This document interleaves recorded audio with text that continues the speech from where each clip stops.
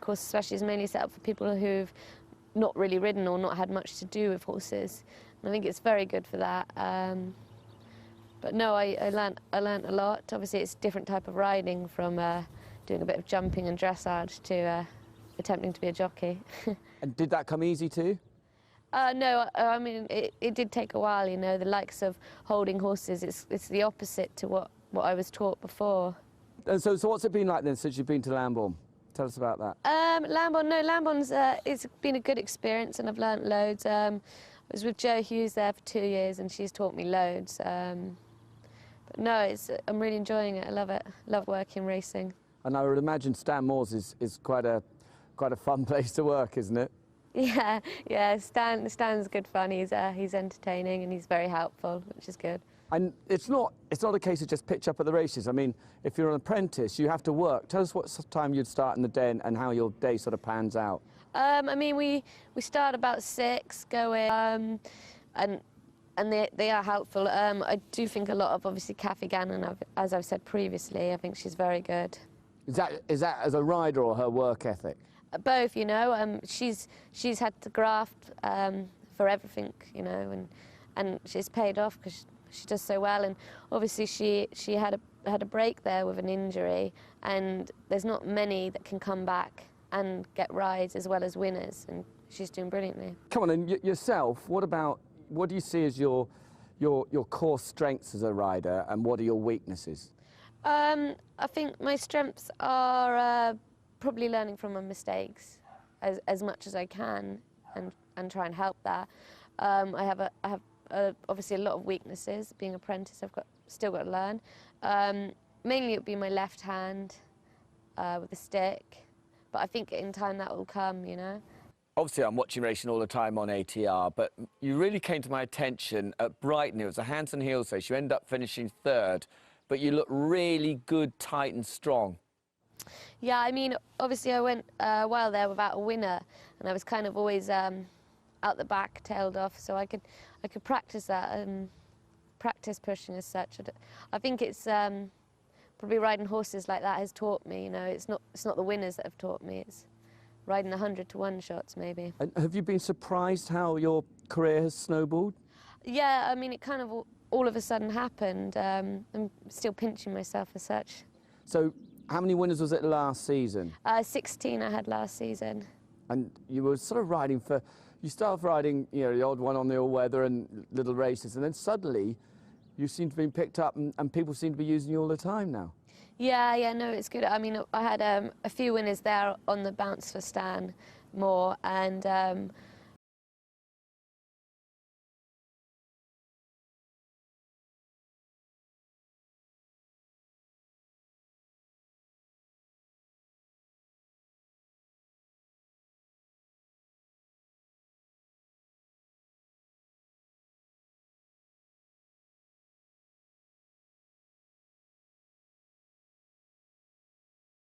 Dark blue, then go Metra Ginty, Garden Oasis and Give It Some Teddy behind those 100 aisles and looking to stay on late who's jumped the gun. They make their way inside the final furlong and a half shortly. Zlatan joined by Soaring Star. Then go Metra Ginty, Garden Oasis and Give It Some Teddy is trying to build up a late effort. Inside the final furlong, Zlatan joined by Soaring Star. Coming home well, then is tangled towards the near side in Beige and Brown. Then Garden Oasis and Give It Some Teddy and Jump the Gun very late on the scene. This is wide open near to the line. Soaring Star, Garden Oasis. Tangled near side, they hit the line, tangled. Garden Oasis, Soaring Star, Little in It, Give It Some Teddy, not beaten far behind them, along with Zlatan and Jump the Gun.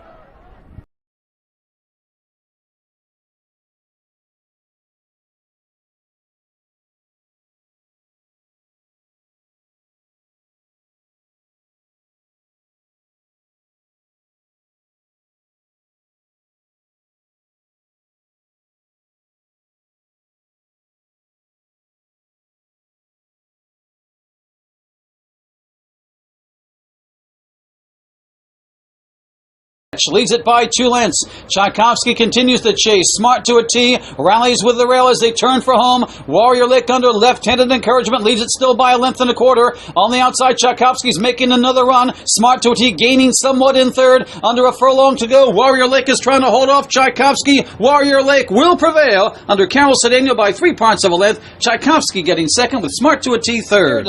As they turn for home, well off the rail. It's Golden Ray still by length over a game. Flight Crew trying to make it a race. A furlong to go on the front end. Carol Cedeno is at work with Golden Ray, the favorite. Still leads it by almost 2 lengths. Flight Crew can't cut the margin. Now it's 6 lengths further back to Sky Chaparral, but it's going to be Golden Ray. Carol Cedeno takes the first 2, wins it by about 3.25 lengths.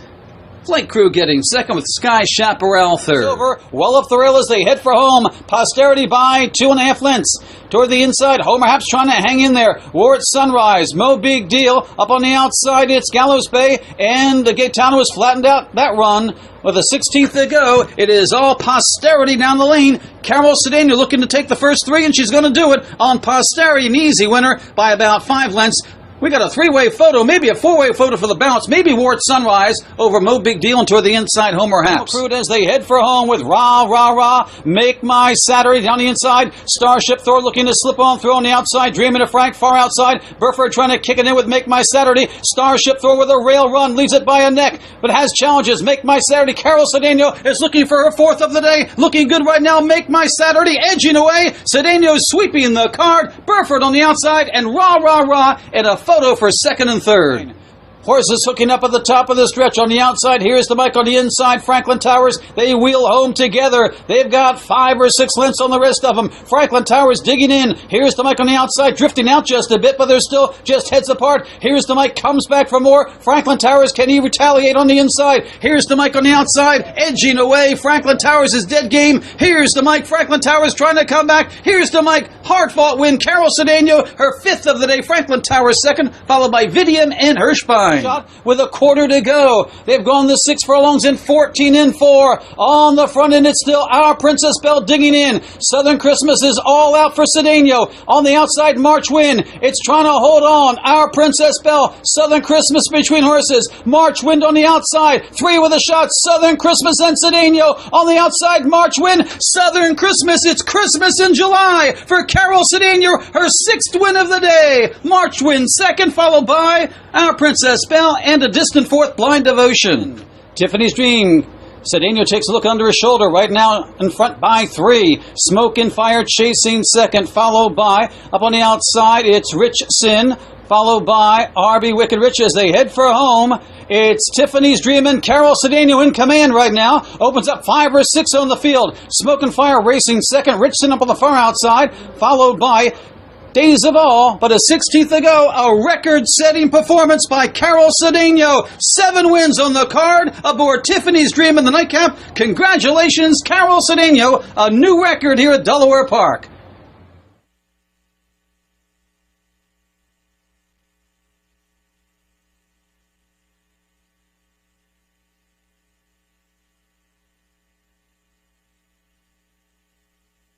Judges post to 3, Tiffany's Dream first, 4, Smoke and Fire getting. Records are made to be broken, and Carol Cedeno has set a new record here at Delaware Park. 6 other jockeys have won 6 races in a day. This is the first jockey to ever win 7 races on the card.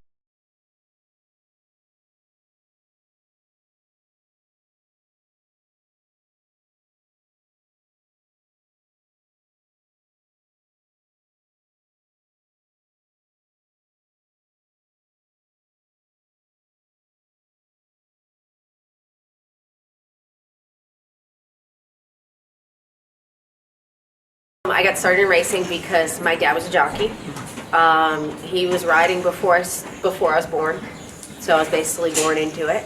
I spent pretty much every summer of my life in Saratoga, beating each other. There's 10 of us in a race, and every horse has mind of their own, obviously, and every rider has a mind of their own. It's a thinking game. It's finesse. We call hands because you have to connect with your horse. It's kind of like Sandy said. Everybody's sort of in it. You know, and you have to make yourself shine, not because you're a man or you're a woman, but because you're presenting quality and people like quality. You know, and that. So far in the 11 years I've been riding, I'm coming up on 700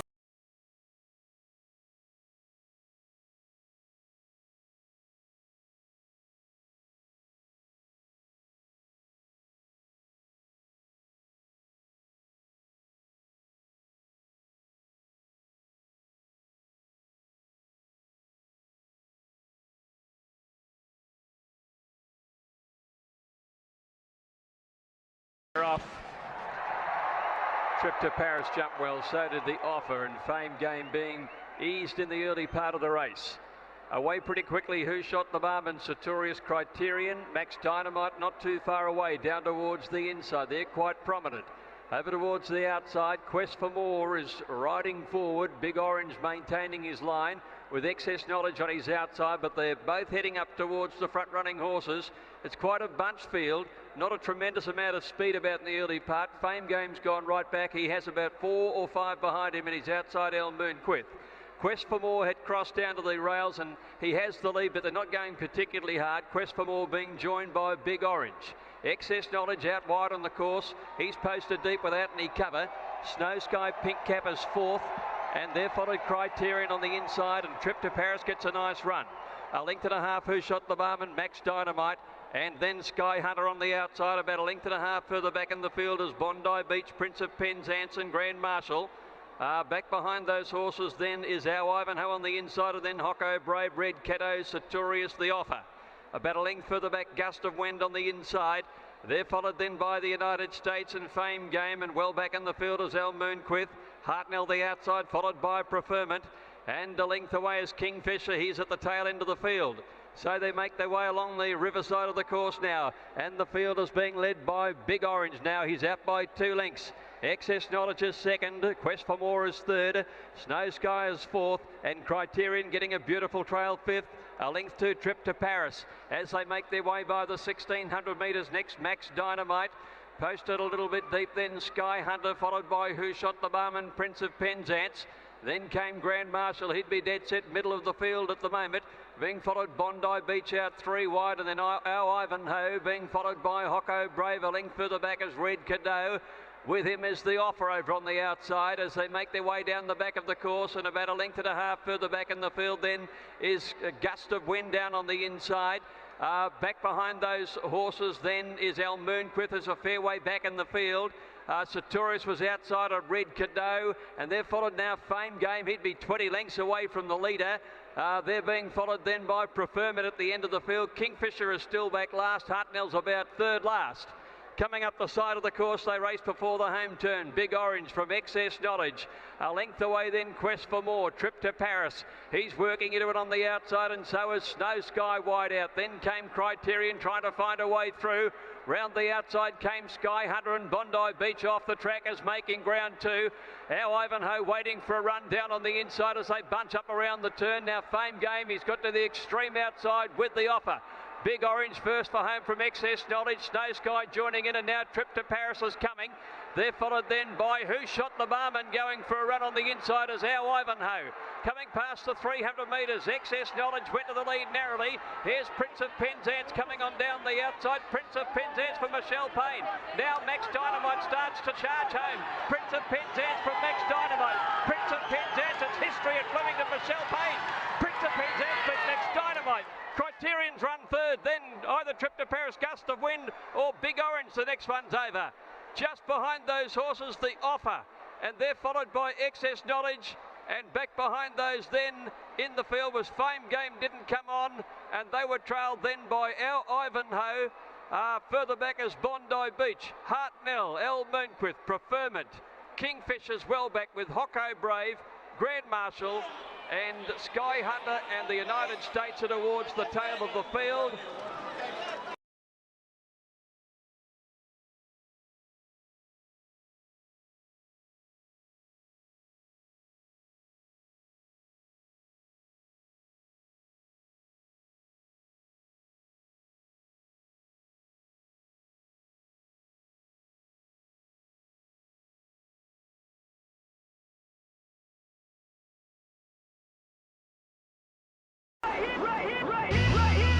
We all understand that, sex sells.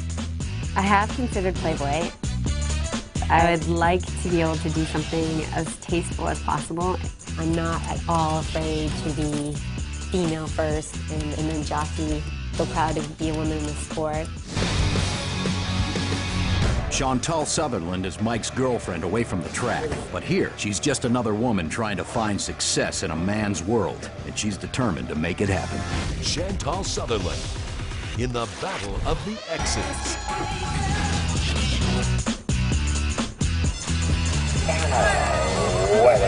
Chantel Sutherland put some pressure on him. Go game on, dude, so close. Moving like a winner.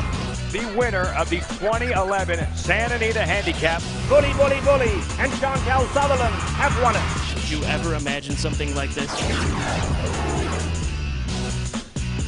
I'm actually extremely excited. But it's going to be Game On Do to win it. And Game On Do and Chantel Sutherland have taken the Goodwood Stakes horses.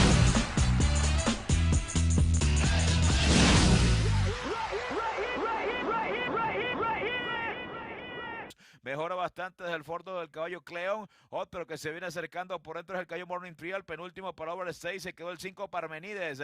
En la última colocación, Dr. Roger está desplazando. Ataca el 4 Cleon por la parte externa cuando van a ingresar ya a la recta final de Goffrin para Cleon por el centro contra Dr. Roger que se defiende. Cleon está desplazando por la parte externa. Dr. Roger queda en el segundo. En el tercero intenta atropellar Overstay por la parte central de la cancha. Domina el 4 Cleon con Chantal Sutherland y no puede perder 2 cuerpos, ahora 3, ganó Cleon número 4. Segundo Dr. Roger, tercero para Overstay, cuarto para Parmenides.